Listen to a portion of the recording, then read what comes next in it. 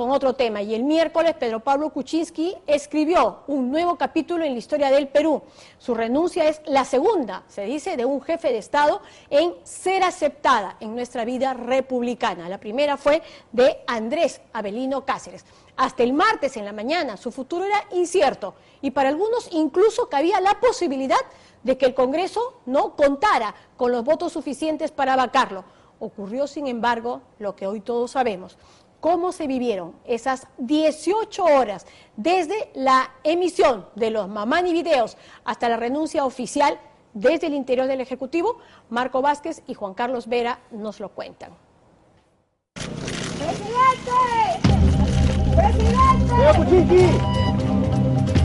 Esta es la última imagen pública del expresidente Pedro Pablo Kuczynski.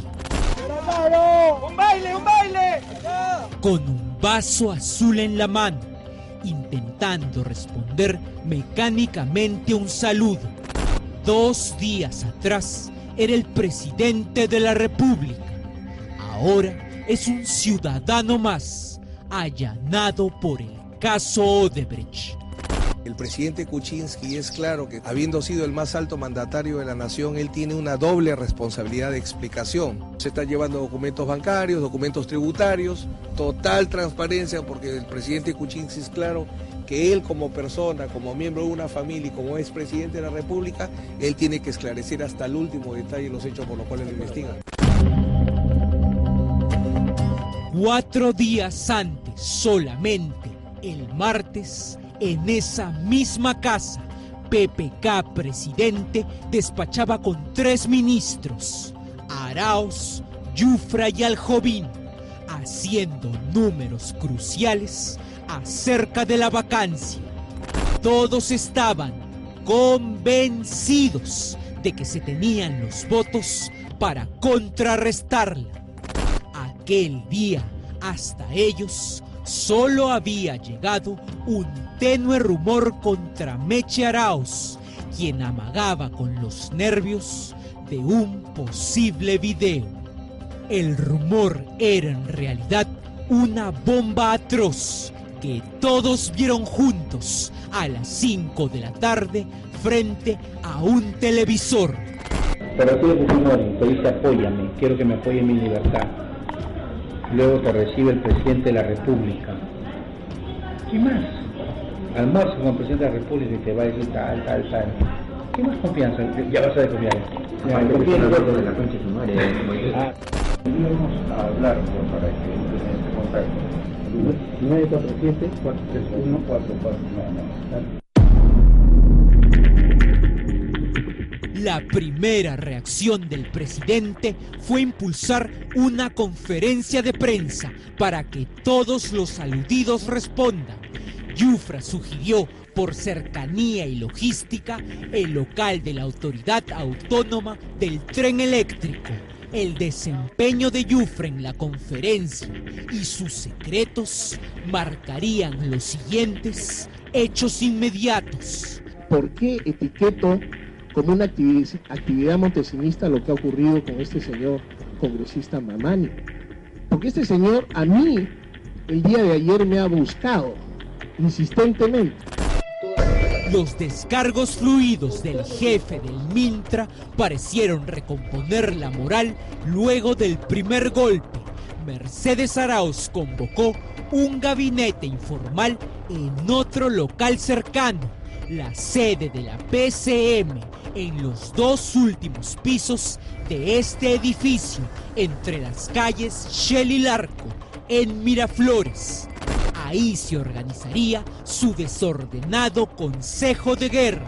Todos dentro empezaron a respirar con la negación de la crisis terminal, sin abrir las ventanas y ver las afueras de la realidad.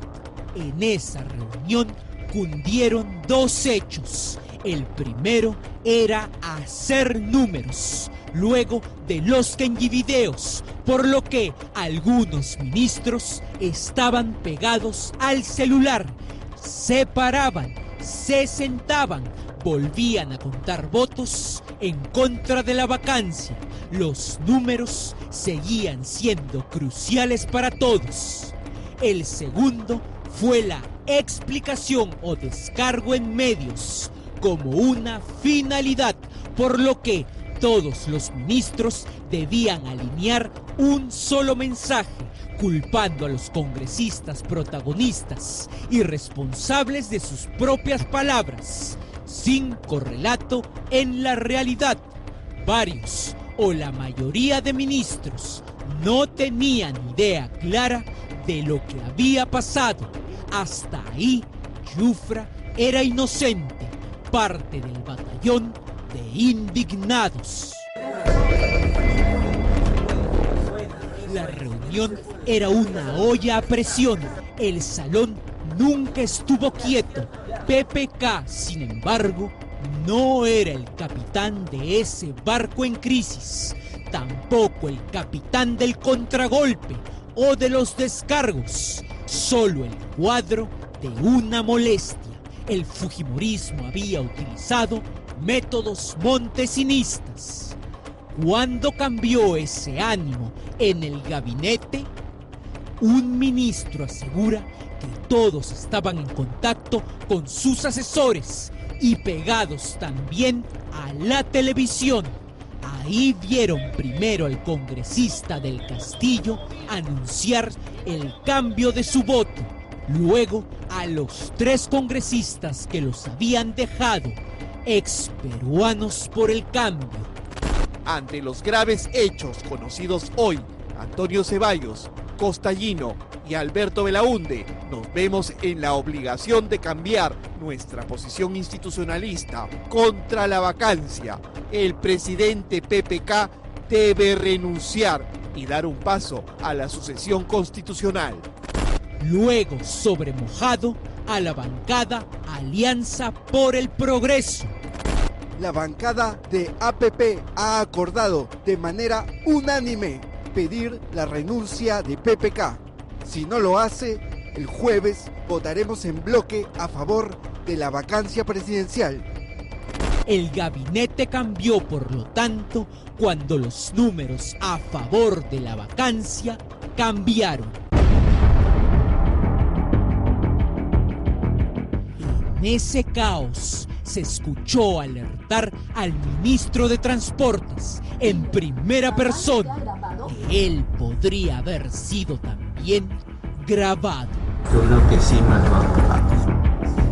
Con los conteos hechos, la ominosa vacancia era una realidad sobre los 100 votos. Con las ventanas cerradas aún, algunos ministros seguían remando por descargar.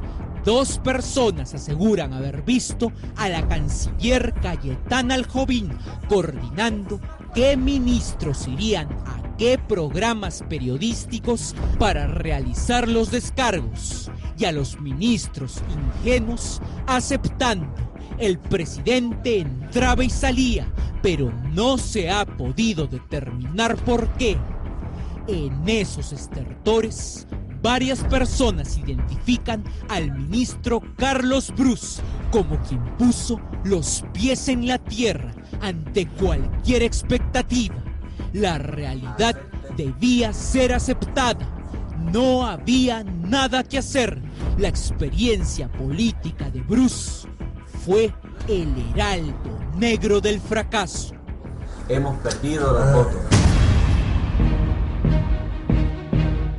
Ahí se cayó la sala.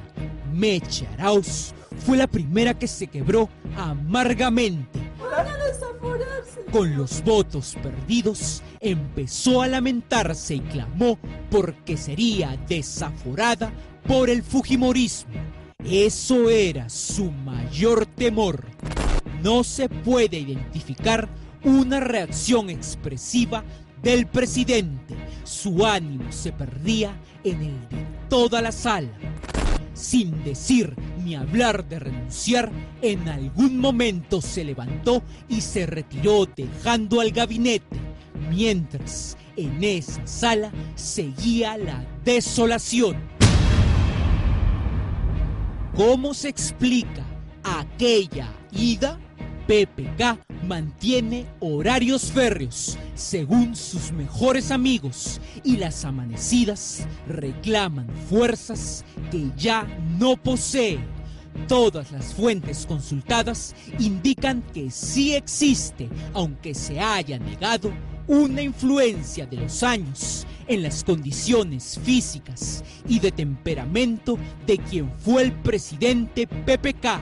Los últimos días para él le fueron aciagos, además, pues los pasó físicamente solo por el viaje de su esposa Nancy a Estados Unidos. ¿Cómo logró sosiego esa noche Mercedes Arauz en la PCM de Miraflores? ¿Cómo se tranquilizó? La idea de que no tenía necesariamente que renunciar a ser vicepresidenta, pues no se dio el contexto-condición de la vacancia, le dio un respiro. Un ministro presente escuchó la sugerencia ofrecida a Arauz. Tácitamente se acordó que Meche no renunciaría a su segunda vicepresidencia. Eso además protegería al presidente PPK frente a alguna posible acción felona de un futuro presidente, Martín Vizcarra. El encono público de Arauz contra Vizcarra también se traslució en ese caos. Nadie llamó esa noche al vicepresidente. No le dijeron todavía nada. Al día siguiente hubo Consejo de Ministros. ¿Con quién habló PPK antes de renunciar?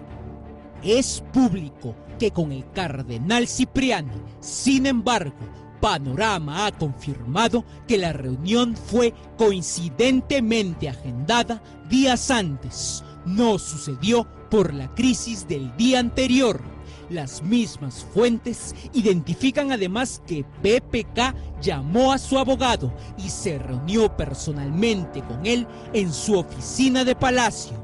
Él aceptó defenderlo, de ser el caso, el día siguiente, el de la vacancia. Borea, aseguran, es un capítulo aparte de negación. PPK también se reunió con la primera ministra aquella mañana, pero ¿cómo decidió realmente su renuncia?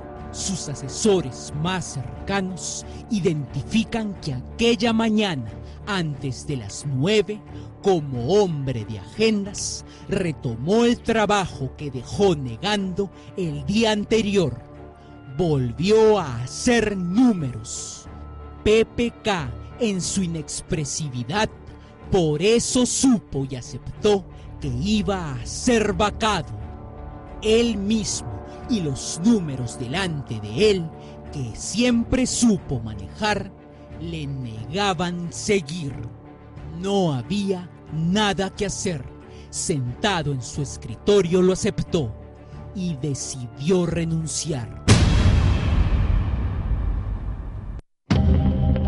Fuentes allegadas a Arauz aseguran que para ese momento los ministros habían decidido arriba, en el segundo piso, en el Consejo de Ministros por su cuenta, y que esa decisión fue trasladada a PPK. No se ha podido determinar si el primer audio de Yufra, publicado a las 8:45 de la mañana, apuró todo.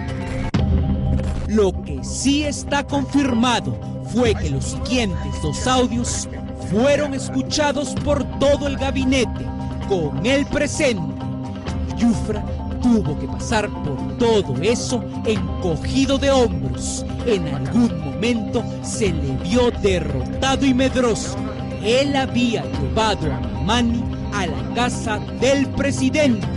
Un error de principiante conducido por el voluntarismo o por la adrenalina de convertirse en un operador político. Hoy es uno de los peores momentos de su vida profesional. Ya busca a un connotado penalista para el futuro. ¿Quién llamaría al vicepresidente Vizcarra, Panorama ha confirmado que a primera hora antes de la sesión, más de un ministro le escribió un mensaje de WhatsApp buscando su atención y alerta. PPK escribió su mensaje en el despacho presidencial. Una vez terminado, se invitó a todos los ministros a bajar a la Sala Quiñones. Un asesor indica que el presidente los invitó a grabar directamente el mensaje de su renuncia junto a él en la Sala Grau. Sin embargo, Arauz invitó primero a PPK a explicarles previamente la carta de renuncia, por lo que formalmente PPK acudió a la Sala Quiñones y anunció que había escrito su carta y por ende anunció su renuncia al gabinete en esa sala. Los ministros, como curiosos y cautos, no dejaron de preguntar sobre el cariz de la carta, si convocaría a elecciones generales o hicieron apuntes sobre qué poner. PPK contestó todo, asegurando que todo estaba escrito ahí. Al ser embajador, fue la canciller Cayetana Aljovín quien hizo contacto con el vicepresidente Vizcarra para indicarle que tenía que volver. Asesores de Vizcarra han dicho a Panorama que él, cauto, indicó que esperaría hasta que esa carta de renuncia sea aprobada por el Congreso, escapando a una percepción de intranquilidad por el poder. La canciller Aljovín lo instó a dejarse de esos remilgos. Tenía que prepararse para volver. La comunicación se repitió otra vez. Los ministros salieron hacia la Sala Grau. Se ordenaron ante la Cámara. PPK no demoró ni erró a leer su renuncia, pues ya había ensayado previamente. Luego de la grabación, la primera que rompió en un efervescente llanto fue su jefa de prensa, Ángela Huatay. Nuevamente se esparció como contagio el llanto en los ministros. Mercedes Arauz se volvió a quebrar. La ministra Choquehuanca abrazó a PPK bañada en llanto, contagiándolo a la canciller y a la ministra de Energía. Hasta los propios ministros estuvieron a punto de quebrarse. En grupo no se podía evitar la sensación de fracaso. El expresidente PPK siempre fue indescifrable en sentimientos en esos momentos difíciles. Los presentes aseguran que no lloró, tal vez suspiró, porque él no había errado, solo fue, según él, una víctima.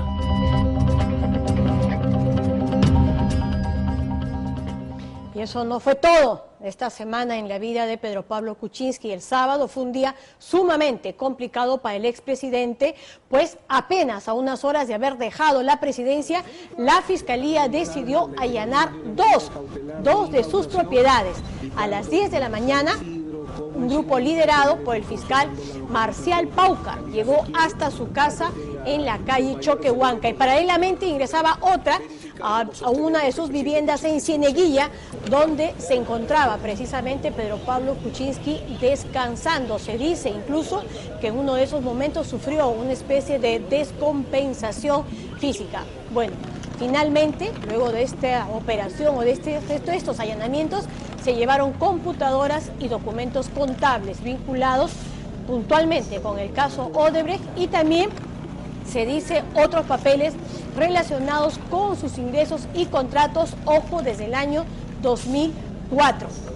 El mismo día y en una audiencia que duró poco más de una hora, el juez Juan Carlos Sánchez Balbuena había ordenado 18 meses de impedimento de salida para el exmandatario, de tal forma que pueda ser investigado por el delito de lavado de activos. Todo esto tras un pedido del equipo especial anticorrupción del caso Lavallato que lidera el fiscal Hamilton Castro. Frente a todo esto, frente a todos los hechos, Pedro Pablo Kuczynski ha dicho a través de su cuenta de Twitter y también de su abogado defensor César Nakazaki que se sometía al allanamiento y a las investigaciones por transferencias bancarias sospechosas recibidas entre los años 2004 y 2015, cuando era ministro de Economía, premier de Alejandro Toledo y también candidato presidencial. Así se cerró la semana de Pedro Pablo Kuczynski. Y el viernes